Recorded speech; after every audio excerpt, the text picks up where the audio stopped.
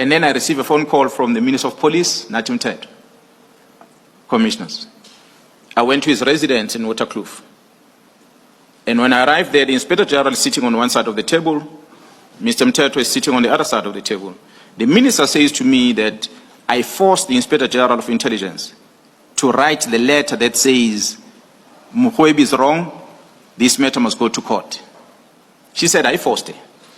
Then I told her, I said, no, Minister, Advocate Khateb is an old woman. She's an advocate.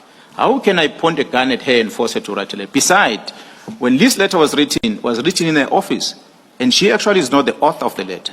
The author of the letter is Advocate J. Govender, who is an experienced prosecutor person who's working in that office. She's the one that drafted the letter, not you, not the Inspector General of Intelligence. The minister didn't want to hear any of that. A simple say, we must stop prosecuting Ndluli, we must stop disciplinary case against Ndluli. Now, if we talk about political interference, that was the worst I've ever experienced. At that time, Commissioner, I come from the specialized operation. The only thing I know is to chase criminals. And I'm promoted to become the acting National Commissioner, and I'm confronted with this in front of me. And I said, but this is not what I signed for when I joined the police. This can't be right. The minister can't give me these instructions. Then I said to the minister, Minister, maybe you brought me into this position and you thought you were going to use me as a pawn because perhaps of my age or whatever, but you are wrong. I'm not going to do that. The death of Ambassador Nathi Mthethwa in Paris, a tragedy that echoes beyond diplomacy. On Sunday, September 29, 2024, South Africa's ambassador to France, Nkosinathi Emmanuel Nathi Mthethwa, was found dead outside the Hyatt Regency Paris Etoile Hotel. French authorities confirmed that he had fallen from the 22nd floor of the building, and early investigations suggest suicide. His wife had reportedly received a message from him expressing suicidal intent the night before, prompting her to alert authorities. When his body was discovered, investigators noted that the window safety mechanism had been forcibly disabled using scissors, but no signs of struggle or substance use were found. Mthethwa's death has sent shockwaves through South Africa's political and diplomatic circles, not only because of the tragic nature of the incident, but because of who he was and what he represented. Nathi Mthethwa was a prominent figure in South African politics and governance. A long-serving member of the African National Congress, ANC, he held several ministerial positions over the years. Minister of Police, 2009 to 2014. His tenure was marked by the Marikana massacre in 2012, where 34 striking miners were killed by police, an event that continues to haunt South Africa's democratic legacy. Minister of Arts and Culture, 2014 to 2023. His leadership here was often criticized for extravagant spending, including the controversial R22 million flag project.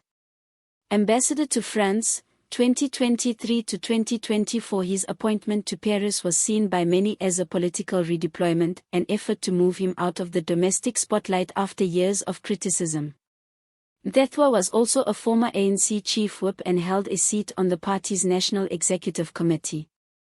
His career was deeply intertwined with the post-apartheid political establishment, and his legacy is both influential and contentious. What this means for South Africa and France. Political and diplomatic implications. The death of a sitting ambassador is rare and diplomatically sensitive. For South Africa, this raises several immediate and long-term concerns. Vacuum in Paris. Mthethwa was leading key cultural and trade initiatives between South Africa and France, including preparations for South Africa's participation in upcoming expos and climate forums. His sudden death may delay or derail these efforts. DIRCO under scrutiny. The Department of International Relations and Cooperation, DIRCO, faces renewed pressure to review its appointment processes, mental health support for diplomats, and crisis communication protocols. ANC factionalism. Mthethwa's death could become a flashpoint in internal ANC politics.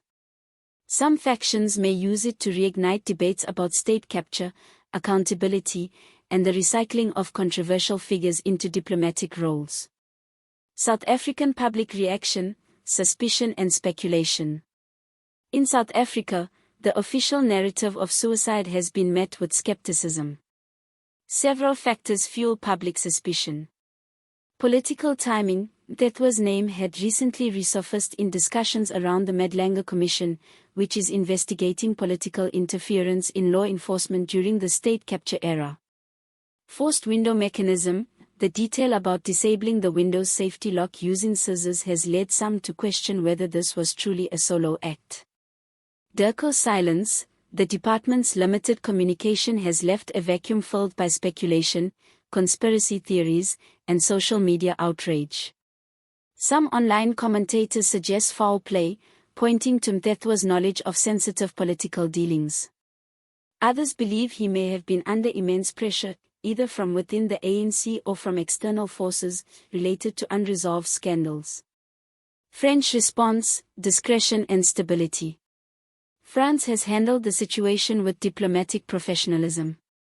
The Paris prosecutor's office has been transparent about the investigation's progress, and French officials have offered full cooperation with South African authorities.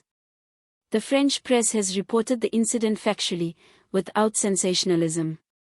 From a French perspective, the priority is maintaining bilateral stability and ensuring the safety of foreign diplomats. There's little public speculation or political fallout in France, reflecting a cultural emphasis on discretion and institutional decorum. Broader outcomes and strategic considerations. 1. Reform within DIRCO. This incident may catalyze reforms in how South Africa appoints and supports its diplomats. Mental health protocols, vetting processes, and post-deployment monitoring could become standard practice. 2. Public trust and media pressure. South African media will likely continue probing the circumstances of Mthethwa's death. If new evidence emerges, it could trigger broader investigations into diplomatic appointments and political accountability. 3. ANC reputation management. The ANC may face renewed scrutiny over its handling of controversial figures. Mthethwa's death could become symbolic of deeper issues within the party, especially if suspicions persist. 4. South Africa-France relations. While the tragedy may cause short-term disruptions, the long-term relationship between South Africa and France is expected to remain stable. Both countries have strong economic and cultural ties, and a new ambassador will likely be appointed soon to restore momentum. Final reflection. The death of Ambassador Nathi Mthethwa is a moment of national mourning, but also a moment of reckoning. It forces South Africa to confront uncomfortable truths about its political culture, diplomatic practices, and the human cost of power. Whether this leads to reform, accountability, or further obfuscation will depend on how the government, media, and public respond in the weeks ahead.